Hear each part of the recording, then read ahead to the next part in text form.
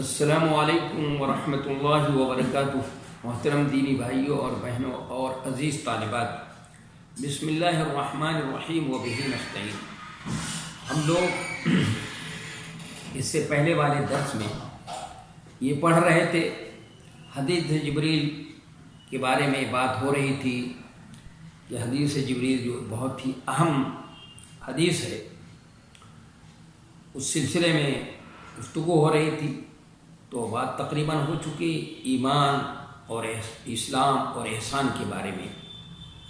اور احسان کے دو معنی بتائے تھے۔ تو کون سا معنی یہاں پر مطلوب ہے وہ بات ہو چکی تھی۔ اس کے بعد ظاہر ہے کہ کمال کے بعد زوال ہوتا ہے۔ اس کے بعد انہوں نے قیامت کے بارے میں سوال کیا تھا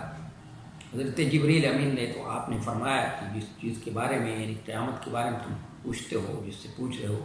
وہ پوچھنے والے سے زیادہ سوال کرنے والے سے زیادہ نہیں جانتا ہے۔ یہ ان 5 چیزوں میں سے ہے جس کا علم صرف اللہ کو ہے۔ تو آگے فرمایا تھا سأخبرک، تو دوسری روایت میں سأحدثک، اور تیسری ایک روایت میں ہے کہ لئن شئت ولكن ان شئت نبأتک عن اشراطها، کہ اگر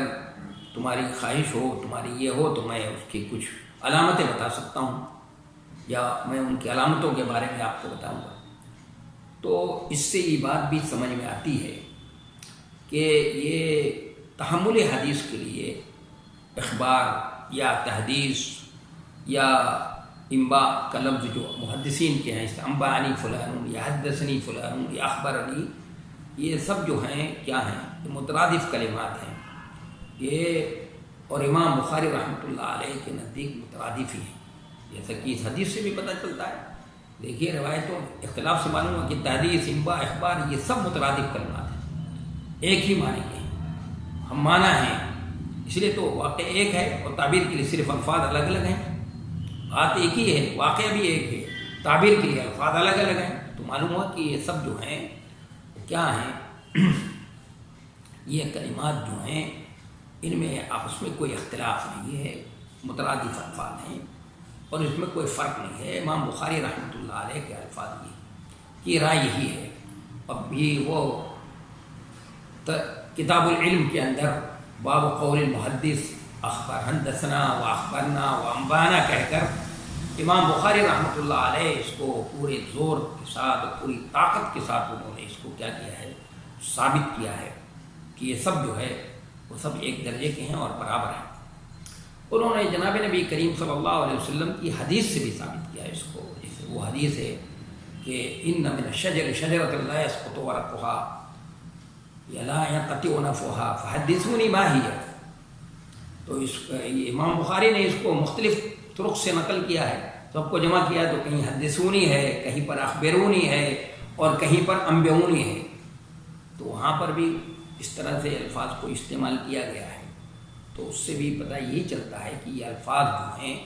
مترادفات میں سے ہیں، یہ سب الفاظ برابر ہیں، اس میں کسی سے بھی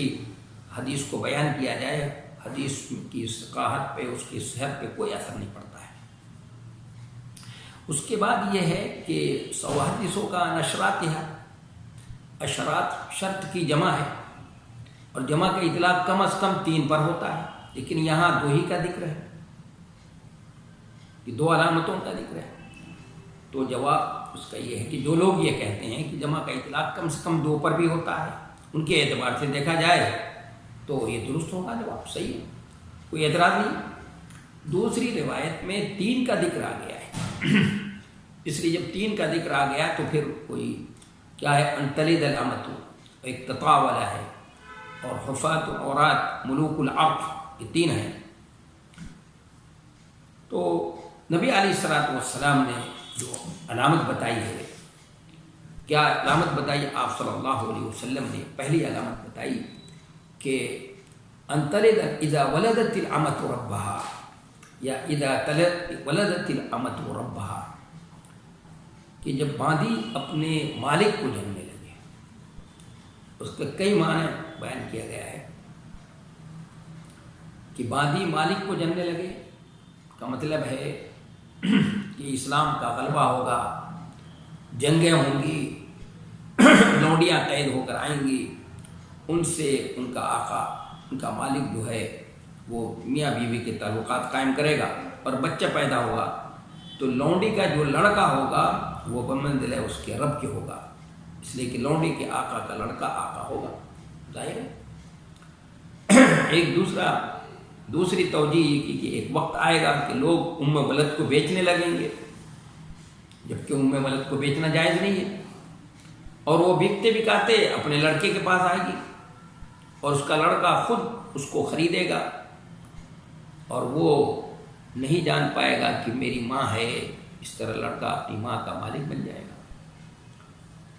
اور تیسرا جواب یہ، تیسرا مفہوم یہ بتایا گیا ہے، معنی اس کا مفہوم یہ ہے کہ اولاد کے اندر نافرمانی اس حد کو پہنچ جائے گی، یعنی بیٹیاں جو والدین کی بہت فرما بردار ہوتی ہیں وہ بھی اولاد اپنی ماں کے ساتھ وہی معاملہ کرے گی جو آقا اپنی لونڈی کے ساتھ کرتا ہے، مثلا مارنا، ڈانٹنا، خدمت لینا وغیرہ، یہ معنی زیادہ سے یہ مفہوم زیادہ بہتر ہے، یہ اذا ولدت الامۃ ربہا یہ زیادہ بہتر ہے۔ لیکن ایک سوال اور رہ جاتا ہے یہاں پر کہ صحیح بخاری کے اندر، اسی بخاری کے اندر ایک روایت ہے جو 2552 نمبر کی حدیث ہے، اس میں جناب نبی کریم صلی اللہ علیہ وسلم، سید جو آقا ہوتا ہے، مالک ہے، اس کو رب کہنے سے منع کیا ہے اللہ کے رسول نے، کہ رب نہیں کہا۔ پھر اس حدیث میں آقا کو کیسے رب کہا گیا، یہ بھی سوال ہے کہ آقا کو رب کیسے کہا گیا، سوال ہے۔ تو اس کا جواب یہ کہ رب بول کر مربی مراد ہے، یہ منع نہیں ہے، سید کو رب کہنا منع ہے، آقا کے معنی میں لینا منع، لیکن سید یہاں پر رب جو ہے یہاں مربی کے معنی میں ہے، اور مربی کے معنی میں مراد لے لیں تو کوئی اختلاف نہیں رہتا، اس معنی میں استعمال کرنا منع نہیں ہے، اس معنی میں استعمال کرنا منع نہیں کیا گیا ہے، اس لیے رب جو ہے مربی کے معنی میں۔ اور اسی طرح سے بخاری کے اندر جو ہے، جو بخاری جلد اول کی آخری حدیث ہے، حضرت سلمان فارسی کا واقعہ ہے، اس میں انہوں نے بیان کیا کہ میں ایک رب کے پاس سے ہوتے ہوئے ایک رب کے پاس سے دوسرے رب کے پاس، دوسرے کے پاس سے تیسرے، اس طرح سے پہنچا، تو وہاں پر بھی انہوں نے رب کا لفظ استعمال کیا ہے، وہ بھی رب کس معنی میں ہے، وہ بھی رب مربی ہی کے معنی میں ہے۔ تو رب کو مربی کے معنی میں، سید کو یعنی آقا کو رب کے لیے استعمال کرنا، کے معنی میں استعمال کرنا یہ صحیح نہیں ہے، ہاں رب کو مربی کے معنی میں استعمال کر سکتے ہیں۔ دوسرا جواب یہ بھی دیا جا سکتا ہے کہ نہیں کہ حدیث متاخر ہو اور یہ حدیث پہلے کی ہو، اس لیے وہ یہ منسوخ ہو، یا تیسرا جواب یہ کہ امت کو تو منع کیا ہے آپ نے، خود نبی صلی اللہ علیہ وسلم کو منع نہیں ہے، آپ استعمال کر سکتے، امت کے لیے منع کیا آپ، لیکن پہلا جواب جو ہے وہ زیادہ بہتر ہے، اور اس کے لیے ہمیں سلمان فارسی رضی اللہ تعالیٰ عنہ کا جو واقعہ ہے کہ وہ کیسے سفر کرتے کرتے ایک راہب کے پاس سے دوسرے کے پاس سے تیسرے سے پہنچتے کس طرح سے پہنچے تھے، اس کا تذکرہ پورا انہوں نے تفصیل سے کیا ہے، اس میں بھی رب جو ہے مربی کے معنی میں ہے۔ تو یہ ہم لوگوں نے بہت ہی اہم حدیث، جو ایک حدیث ہے، بہت ہی اہم حدیث ہے یہ، یعنی حدیث جبریل، حدیث کے جو کا ذخیرہ ہمارے پاس موجود ہے، اس میں حدیث جبریل جو ہے یہ بڑی اہم حدیث مانی جاتی ہے، اس کو ام السنہ کہا جاتا ہے، جیسے قرآن مجید کی سورہ فاتحہ ہے، ام الکتاب ہے، کیونکہ قرآن مجید کے سارے مضامین کو اس میں سمیٹ دیا گیا ہے، قرآن مجید کا وہ متن ہے، اور پورا قرآن جو ہے اس کی کیا ہے، تفسیر اور ہوئی ہے۔ تو اس پہلو سے یہ بڑی اہم حدیث ہے، اسی لیے میں نے عرض کیا تھا کہ بعض ائمہ نے، امام شافعی وغیرہ نے، کسی نے ثلث الاسلام کہا ہے اس کو، کسی نے ربع الاسلام کہا ہے کہ اسلام کا تہائی اسلام کو پیش کر دیا گیا ہے، کسی نے کہا چوتھائی اسلام کو اس کے اندر پیش کر دیا گیا ہے، تو یہ بڑی اہم حدیث ہے۔ اب اس کو ہم اگر عملی زندگی میں اس کو تطبیق دیتے ہیں، اور اس سے عملی زندگی میں کیا ہم کو فائدہ ملتا ہے، اس پہلو سے بھی غور کرنا چاہیے۔ حدیثیں پڑھنے کے بعد یہ نہیں ہے کہ سرسری طور پر حدیثوں کو پڑھ لیا جائے اور اس کی توضیح اور تشریح کر دی جائے، بلکہ یہ بھی سوچنا چاہیے کہ اس سے لیے عملی زندگی میں ہم کو کیا فائدہ پہنچتا ہے، عملی زندگی میں اس سے ہمیں کیا اس کو عملی زندگی پر اگر منطبق کیا جائے تو اس سے کیا فائدہ اٹھا سکتے ہیں۔ تو دیکھیے، سب سے پہلی بات تو یہ ہے کہ اچھا سوال بھی علم ہے۔ اچھا سوال بھی ایک سب سے پہلی بات یہ سمجھ میں ہے کہ اچھا سوال بھی علم ہے، اس لیے کہ حضرت جبریل علیہ السلام نے صرف سوال کیا تھا، حضرت جبریل علیہ السلام نے صرف سوال کیا تھا، جواب نبی صلی اللہ علیہ وسلم نے دیا تھا، لیکن حضرت جبریل علیہ السلام کو بھی معلم کہا گیا۔ اس لیے کہا جاتا ہے حسن السوال نصف العلم، کہ اچھا سوال کرنا یہ بھی کیا ہے، آدھا علم ہے۔ اور دوسری بات یہ سمجھ میں آئی، بھی میں نے عرض کیا تھا کہ اس حدیث کو ام السنہ کہا جاتا ہے، سنت کی اساس ہے، جڑ ہے، اس لیے کہ اس حدیث میں تمام عبادات ظاہرہ اور تمام عبادات باطنہ کا ذکر اجمالاً آ گیا ہے، بہت اجمال کے ساتھ، بڑے اختصار کے ساتھ نبی صلی اللہ علیہ وسلم نے دین کی بنیادی تعلیمات عبادات کا تذکرہ کر دیا، یہاں تک کہ تمام علوم شرعیہ کی حدیث مرجع و منبع ہے۔ اسی لیے تو بھی میں نے عرض کیا کہ بعض علماء نے اس کو ثلث الاسلام کہا ہے، بعض نے ربع الاسلام کہا ہے۔ تیسری بات یہ سمجھ آئی، عالم سے جب کوئی سوال کیا جائے، کسی بھی عالم سے کوئی سوال کیا جائے اور وہ نہ جانتا ہو تو صاف کہہ دے کہ میں نہیں جانتا، یہ اس میں کوئی تنقیص نہیں ہوگی، اس میں کسی طرح کی کوئی بے عزتی کی بات نہیں ہے، بلکہ یہ اس کے اخلاص فی العلم کی دلیل ہوگی۔ اور الٹپ باتیں کرنا، بغیر ثبوت کے، بغیر تحقیق کی باتیں کرنا، یہ صحیح بھی نہیں ہے۔ نبی صلی اللہ علیہ وسلم نے ایسا کرنے سے منع کیا ہے، اور اپنے ابن ماجہ کی روایت ہے کہ میں ارکب الصعب ضرور، کہ جو یعنی ایسی سواری پہ سوار ہوتا ہے جو آسانی سے قبضہ دے دے، اور یا ایسی سواری پہ سوار ہو جائے بہت مشکل سے قبضہ دے، تو یعنی بغیر تحقیق کے جو بات کرتا ہے، ایسا شخص جو ہے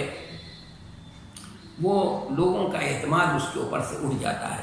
لوگوں کا بھروسہ اس کے اوپر سے اٹھ جاتا ہے، اور پھر وہ قابل بھروسہ نہیں رہتا ہے، وہ شخص جو ہے قابل بھروسہ نہیں رہ جاتا۔ تو کیا ہونا چاہیے، اگر کوئی سوال کیا جائے ہم سے اور ہمیں اس کا جواب اگر نہیں آ رہا ہے تو اب ہم صاف صاف کہتے ہیں، دیکھیے نبی صلی اللہ علیہ وسلم سے جبریل امین نے سوال کیا، قیامت کے بارے میں سوال کیا، آپ کو اس کا علم نہیں ہے، آپ نے صاف لفظوں میں کہہ دیا کہ بھائی جس کے بارے میں، جس چیز قیامت کے بارے میں پوچھ رہے ہو تم کہ کب آئے گی، اس کا علم مجھے بھی نہیں ہے اور تم کو بھی نہیں ہے بھائی، یہ اور ماں نافیہ ہے وہاں پر۔ ایک اور بات اس سے سمجھ میں آتی ہے، جس سے ہمیں فائدہ حاصل ہوتا ہے، 5 چیزوں کا علم اللہ کے سوا کسی کو نہیں ہے، نبی صلی اللہ علیہ وسلم کو بھی نہیں ہے۔ اس لیے ہمارے جو بھائی یہ کہتے ہیں کہ نبی صلی اللہ علیہ وسلم کو سارے غیب کا علم تھا، ان کو ذرا سوچنے کی بات ہے، سوچنا چاہیے۔ اللہ تبارک و تعالیٰ نے تو قرآن میں کہا مفاتیح الغیب، عندہ مفاتیح الغیب، یعنی غیب کی چابی بھی اپنے پاس رکھی، اس نے ذرائع اور وسائل کو بھی اللہ نے اپنے پاس رکھا ہے۔ تو کسی نبی کو اللہ نے اگر کوئی غیب کی بات بتائی ہے تو اتنی بتائی ہے جتنی کی ضرورت تھی، اور فرشتوں کو بھی اتنی بتایا ہے جتنی کی ضرورت تھی۔ کسی کو سارے غیب کا علم اللہ نے نہیں دیا ہے۔ ابھی اس حدیث میں کہ فی خمس لا یعلمہن الا اللہ، کہ یہ ان 5 چیزوں میں سے جس کا علم صرف اللہ کو ہے، اور نبی علیہ الصلوۃ والسلام خود کہہ رہے ہیں کہ لو کنت عالم الغیب لاستکثرت من الخیر، کہ اگر میں غیب جانتا تو سارے غیب خیر کو سمیٹ لیتا۔ یہ تو صاف لفظوں میں ہے کہ میں مطلب سارے غیب کا علم مجھے نہیں ہے۔ تو اب ہمارے بھائی جو یہ کہتے ہیں کہ نبی علیہ الصلوۃ والسلام کو سارے غیب کا علم تھا، تو سوچنا چاہیے قرآن کی کتنی آیتوں کا انکار کر رہے ہیں، کتنی حدیثوں کا انکار کر رہے ہیں، اور اس حدیث کا ترجمہ مل مسئول عنہا بعالم من السائل، کہ نبی صلی اللہ علیہ وسلم نے مل مسئول عنہا بعالم من السائل کا ترجمہ ماں کو موصولہ مانتے۔ بھائی ماں موصولہ اگر ہوتا ہے تو وہ ماں نافیہ ہے، سب کے نزدیک، محدثین کے نزدیک ماں موصولہ مانیں گے تو آگے فی خمس لا یعلمہن یعنی یہ ترجمہ کرتے ہیں کہ جبریل تم بھی جانتے ہو کب آئے گی، میں بھی جانتا ہوں کب آئے گی، یہ ترجمہ کیسے ہو سکتا ہے؟ یہ ممکن نہیں ترجمہ، جب آگے والے بات جو ہے اس کی بالکل کیا ہے برعکس بات ہے۔ اگر کوئی خمسی لا یعلمون، پھر اس کا کیا مطلب ہوگا؟ یہ 5 چیزوں میں سے ہے جس کا علم صرف اللہ کو ہے۔ آدمی اپنے زور بیان سے یا اپنی طاقت سے اور ہٹ دھرمی کی بنیاد پر اس طرح کی باتیں کرے تو وہ صحیح نہیں ہے۔ قرآن کی کتنی آیتوں کا انکار ہے اس میں، اور نبی علیہ الصلوۃ والسلام کی کتنی حدیثوں کا انکار ہے، کتنے واقعات ہیں جس سے پتہ چلتا ہے۔ آپ کی بیوی کے اوپر الزام لگایا گیا، اگر غیب کا علم تھا تو آپ صلی اللہ علیہ وسلم نے کیوں لوگوں سے مشورہ لیا؟ بھائی آپ بتا دیجیے، کیوں پھر آپ صلی اللہ علیہ وسلم نے اپنی بیوی سے کہا کہ اپنے گھر چلے جاؤ؟ تو اللہ کی طرف سے برات آئی ہے تو پھر آئی ہے، بتائیے۔ یہ بھی مسئلہ سوچنے کی بات ہے۔ پھر اگر غیب کا علم تھا تو آپ یہودی عورت نے زہر ملا کر کھلا دیا آپ کو اور اپنے کھا بھی لیا، بتائیے۔ وہ کے بعد میں تھوک دیا ہے آپ نے، ٹھیک ہے، ایک صحابی نے کھایا تو اس سے ان کا انتقال بھی ہو گیا، بہت زبردست زہر تھا، اور آپ صلی اللہ علیہ وسلم نے اپنے مرض الموت میں یہ فرمایا کہ میں اس زہر کی شدت کو آج محسوس کر رہا ہوں، تو اس لیے لوگوں کا بھی کہنا ہے کہ آپ اس کی وجہ سے آپ کا انتقال ہوا ہے، تو آپ نے کھا لیا۔ پھر آپ کو قتل کرنے کا منصوبہ بنائے کہ اوپر سے پتھر ڈال دیا جائے گا، اوپر نیچے بیٹھے ہوں گے، انتقال ہو جائے گا۔ تو اس کا علم بھی حضرت جبریل امین نے آ کر بتایا آپ کو کہ آپ ہٹ جائیے، آپ کے خلاف قتل کرنے کا منصوبہ ہے۔ تو اس لیے یہ بات کہنا کہ نبی صلی اللہ علیہ وسلم غیب جانتے تھے، 5ویں بات ہمیں یہ سمجھ میں آئی کہ نبی صلی اللہ علیہ وسلم غیب نہیں جانتے تھے، سارے غیب کی باتیں اللہ نے آپ کو نہیں بتائی تھی، صرف وہی باتیں بتائی تھی جو ضرورت تھی جس کی، اور فرشتوں کو بھی وہی باتیں بتائی ہیں جتنی کی ضرورت ہے۔ اس لیے اچھی طرح سے اس کو سمجھنا چاہیے۔ چھٹی بات ہمیں یہ سمجھ میں آتی ہے اس حدیث کو پڑھنے سے اور عملی زندگی میں ہم اس سے فائدہ اٹھا سکتے ہیں کہ ایمان کے 6 ارکان ہیں۔ اللہ پر ایمان لے آنا، اللہ کے فرشتوں کو ماننا، اللہ کی کتابوں کو، اللہ کے رسولوں کو، یا آخرت کے دن پر، اور اچھی بری تقدیر پر۔ یہ ایمان کے 6 ارکان ہیں، اور اسلام کے ارکان 5 ہیں۔ اللہ اس کے رسول کی گواہی دینا، نماز قائم کرنا، زکوٰۃ دینا، حج کرنا، اور رمضان کا روزہ رکھنا۔ یہ اسلام کی بنیادی 5 چیزیں ہیں، بنیادی چیزیں ہیں۔ لیکن اس کا مطلب ہرگز یہ نہیں سمجھنا چاہیے، تو اچھی طرح سمجھ لینا چاہیے کہ اسلام میں یہی چیزیں فرض ہیں اور یہی چیزیں ضروری ہیں، بس اس کے علاوہ کوئی ضروری نہیں ہے۔ نہیں، یہ مطلب ہے یہاں پر نبی علیہ الصلوۃ والسلام نے اسلام کا تعارف اس انداز سے کرایا، یہ ابھی آئے گا، بنی الاسلام علی 5 شہادت اللہ الہ الا اللہ، کہ اسلام کی بنیاد 5 چیزوں پر ہے۔ ایک تو توحید اور رسالت، عقیدہ، جس ہر چیز کی بیس ہے، بنیاد ہے۔ پھر اس کے بعد اللہ کی عبادت اور بندگی کیسے کی جائے گی، تو 5 چیزیں، نماز ہے، زکوٰۃ ہے، روزہ ہے اور حج ہے، اس کا تذکرہ ہے۔ یعنی ان کا اس لیے یہ 5 بنیادیں بنیادی 5 چیزیں بتائی گئی ہیں کہ یہ انسان کے اوپر بذات خود واجب ہے، ضروری ہے، اور اس کے علاوہ جو دوسری چیزیں ہیں جیسے امر بالمعروف ہے، نہی عن المنکر ہے، اور بھی جو حقوق العباد ہے، اور بھی چیزیں ہیں، وہ واجب لغیر ہی ہیں، واجب بنفس ہی جو ہیں۔ یہ 5 چیزیں ہیں جن کا تذکرہ اس حدیث میں، بنیاد والی میں حدیث میں، یا اس حدیث میں اسلام کا تعارف کراتے ہوئے آپ صلی اللہ علیہ وسلم نے کیا ہے۔ اس کے علاوہ جو دوسری چیزیں ہوتی ہیں واجب لغیر ہی ہوتی ہیں۔ یہ علامہ ابن تیمیہ رحمۃ اللہ علیہ نے فرمایا، اور شاہ ولی اللہ محدث دہلوی رحمۃ اللہ علیہ فرماتے ہیں کہ یہ جو 5 ارکان بتائے گئے ہیں، 5 بنیادی چیزیں اسلام میں بتائی گئی ہیں، یہ بنیادی چیزیں ہیں، ان کو برتنے سے انسان اگر برت لے تو یہ دوسری چیزوں سے انسان کو مستغنی کر دیتی ہیں، بے نیاز کر دیتی ہیں۔ لیکن اس کے علاوہ جو دوسری چیزیں ہیں ان کو صرف آدمی کر لے تو اس سے مستغنی نہیں ہو سکتا، یہ بھی سمجھنے کی بات ہے۔ انہوں نے اس لیے کہا کہ 5 چیزوں کا تذکرہ ہے، اس لیے ایمان اسلام کے 5 ارکان ہیں، یہ سمجھنے کی ضرورت ہے۔ تو میں سمجھتا ہوں کہ جو فوائد ہم کو جو اس حدیث سے حاصل ہو رہے تھے ہوتے ہیں، اور اگر غور کریں اور اس کو اپنی عملی زندگی پر تطبیق دیں تو بات جو سمجھ میں آتی ہے، اس کی وضاحت ہو گئی۔ تو آگے پڑھتا ہوں میں، بسم اللہ الرحمن الرحیم، وبہ نستعین۔ باب بہ قال حدثنا ابراہیم بن حمزۃ قال حدثنا ابراہیم بن سعد عن صالح عن ابن شهاب عن عبید اللہ بن عبد اللہ ان عبد اللہ بن عباس اخبره قال اخبرني ابو سفیان بن حرب ان هرقل قال له سألتك هل يزيدون ام ينقصون فزعمت انهم يزيدون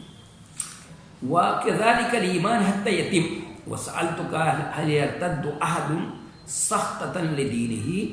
بعد أن يدخل فيه فزعمت أن لا وكذلك الإيمان حتى تخالط بشاشته القلوب لا يسخطه أحد وكما قال صلی اللہ علیہ وسلم. تو پہلے باب یہاں پر کوئی ترجمہ الباب نہیں ہے، اسی دوسرے سے تعلق ہے، ابھی بتاتا ہوں میں. پہلے ترجمہ کر لیتے ہیں. باب بہی قال حدثنا ابراہیم بن حمدہ، کہا کہ ہم سے بیان کیا ابراہیم بن حمدہ نے، انہوں نے کہا ہم سے بیان کیا ابراہیم بن سعد نے، انہوں نے صالح سے، انہوں نے ابن شہاب زہری سے، انہوں نے عبید اللہ ابن عبداللہ سے کہ عبداللہ ابن عباس نے ان کو خبر دی. انہوں نے کہا کہ مجھ کو ابو سفیان نے خبر دی کہ ہرقل نے ان سے کہا، کیا کہا کہ میں نے تم سے پوچھا کہ کیا لوگ نبی کے متبعین زیادہ ہو رہے ہیں، یعنی نبی صلی اللہ علیہ وسلم کے ماننے والے، کیا لوگ نبی صلی اللہ علیہ وسلم کے ماننے والے زیادہ ہو رہے ہیں یا کم ہو رہے ہیں؟ تو تم نے کہا بلا شبہ وہ لوگ زیادہ ہو رہے ہیں. تو سنو، ایمان کا معاملہ ایسے ہے یہاں تک کہ پورا ہو جائے. پھر میں نے تم سے پوچھا کیا اسلام میں داخل ہونے کے بعد اس کے دین کو برا جان کر کوئی مرتد بھی ہوتا ہے؟ تو تم نے کہا نہیں. تو سنو، ایمان کا معاملہ ایسا ہی ہے، جب اس کی رونق، اس کی چمک، اس کی بشاشت دل میں داخل ہو جاتی ہے تو کوئی اس کو برا نہیں جانتا. یہ امام بخاری رحمۃ اللہ علیہ نے یہاں پر باب رکھا ہے اور کوئی ترجمہ الباب قائم نہیں کیا ہے. تو سب سے پہلی بات تو یہ کہ یہاں ترجمہ الباب نہیں قائم کیا ہے، صرف باب کہا گیا ہے. اس کا مطلب یہ ہے کہ یہ باب پہلے باب کی فصل ہے. پہلے بتا چکا ہوں، اس سے پہلے بھی یہ اس طرح کی بات آ چکی ہے کہ جب کبھی امام بخاری رحمۃ اللہ علیہ ابھی باب حب الانصار، باب علامت الایمان حب الانصار قائم کیا تھا امام بخاری رحمۃ اللہ علیہ نے کہ انصار سے محبت ایمان کی علامت ہے. تو اس کے بعد فوراً باب قائم کیا ہے، تو صرف باب قائم کیا ہے، ترجمہ الباب نہیں ہے اس پہ. اور اس میں بیعقبہ ثانیہ کا والی حدیث نقل کی ہے، عبادہ ابن ثابت رضی اللہ تعالیٰ عنہ جو شہر بدر میں شریک ہوئے ہیں اور عقبہ اولا اور عقبہ ثانیہ دونوں کے نقیب رہے ہیں، ایک سردار رہ چکے ہیں، یہ ان کی حدیث کو بیان کیا ہے. تو فوراً اس کے بعد یہ بیان کر دیا. تو یعنی گویا وہ وہاں پر بھی وہ تتمہ اور اس کی فصل کی حیثیت ہے، یعنی انصار کی محبت کو ایمان کی علامت جو قرار دیا گیا، ان کو یہ مقام و مرتبہ ملا، اور ان سے بغض اور اراد کو نفاق کی علامت قرار دیا گیا. تو انصار کو یہ جو مقام ملا ہے، انصار کو انصار کیوں کہا جاتا تھا جبکہ ان کو تو اس سے پہلے بنو قیلہ کہتے تھے، تو یہ کہا گیا. تو اس کی وجہ تسمیہ کیا ہے؟ تو امام بخاری رحمۃ اللہ علیہ نے وہاں پر ترجمۃ الباب قائم کر کے بتا دیا کہ ان کو جو انصار کہا گیا ہے وہ اس کی کہنے کی وجہ یہ ہے، اس کی کہنے ان کو انصار کہنے کی علامت یہ ہے، اس کی وجہ یہ ہے. تو اس لیے اس ترجمہ الباب جو ہے یہاں پر بھی کیا ہے، اس کی حیثیت فصل کی ہے، لہذا مناسبت پہلے باب سے ثابت ہوگی. یعنی پہلے باب سے امام بخاری یہ بتانا چاہتے ہیں کہ ایمان اور دین دونوں ایک ہیں، یہ بتانا چاہ رہے تھے، کیونکہ حدیث جبریل جو پیش کیا انہوں نے تو اس میں ایمان ہے، احسان ہے، اسلام ہے، سب کے مجموعے کو نبی صلی اللہ علیہ وسلم نے دین کہا ہے، دونوں ایک دین ہے. تو اب یہ ابو سفیان کی اس حدیث سے بھی یہ ثابت ہو رہا ہے کہ ہرقل نے بھی دین کو ایمان کہا ہے. دیکھ لیے، دین کو ایمان کہا ہے. اسی طرح نبی کی پوری دعوت کو دین کہا کہ فَهَلْ يَرْتَدُّ أَحَدٌ سَخْطَةً لِدِينِهِ، اسی کو کہا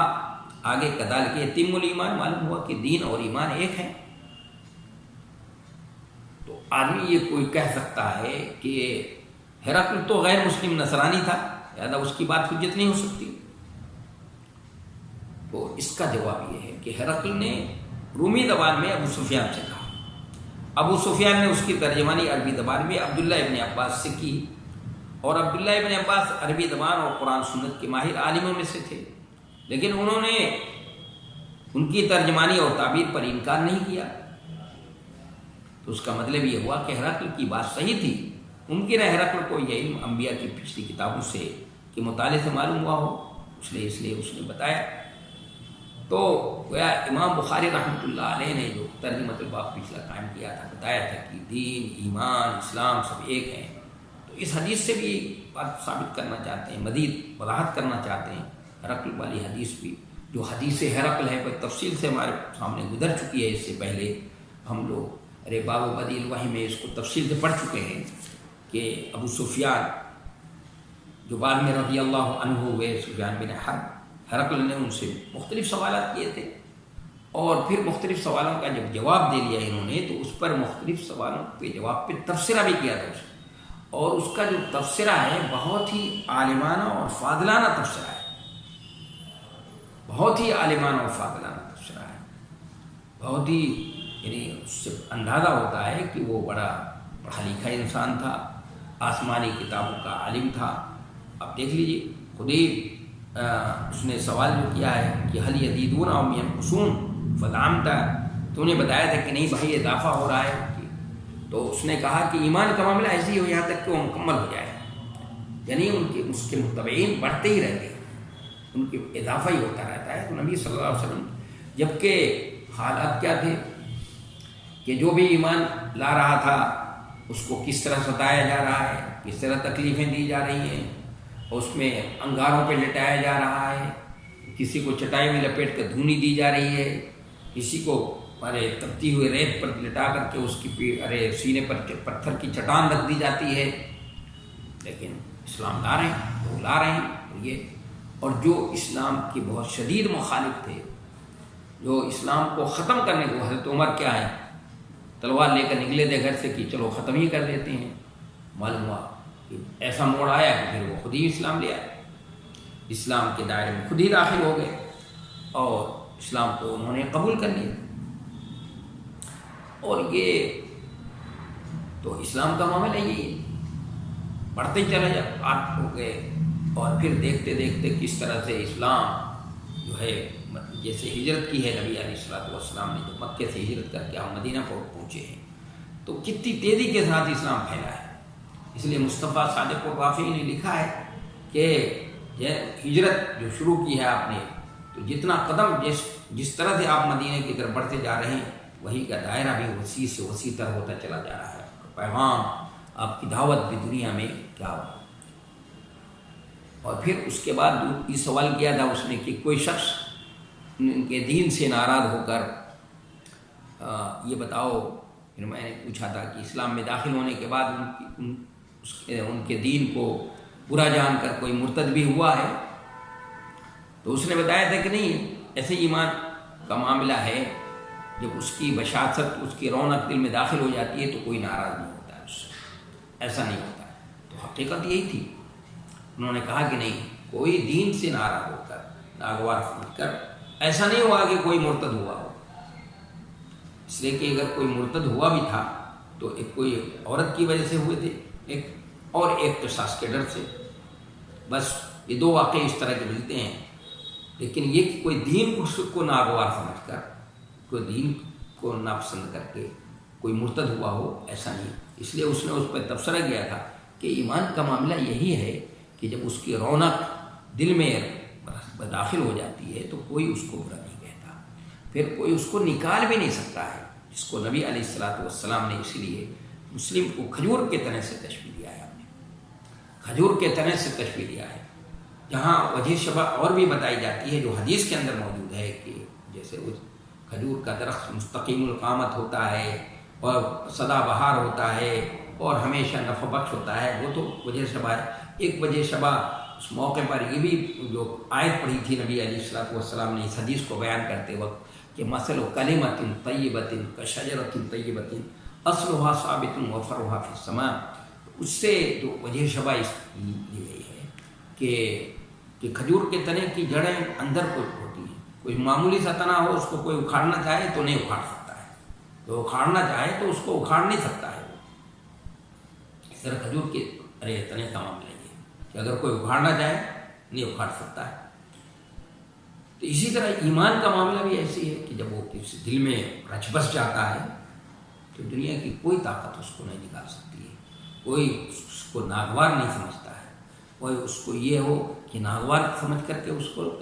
کر کے یہ کر دے. دیکھ لیجیے آپ زید ابن دثنہ کا واقعہ پڑھ لیجیے، خباب ابن ارت کا واقعہ پڑھ لیجیے، یا اسی طرح سے آپ ان کا واقعہ پڑھ لیجیے، حضرت بلال حبشی کا واقعہ پڑھ لیجیے، یا اس سے آگے چلیے فرعون کے جادوگر ابھی آئے تھے، کیا کہہ رہے تھے فرعون سے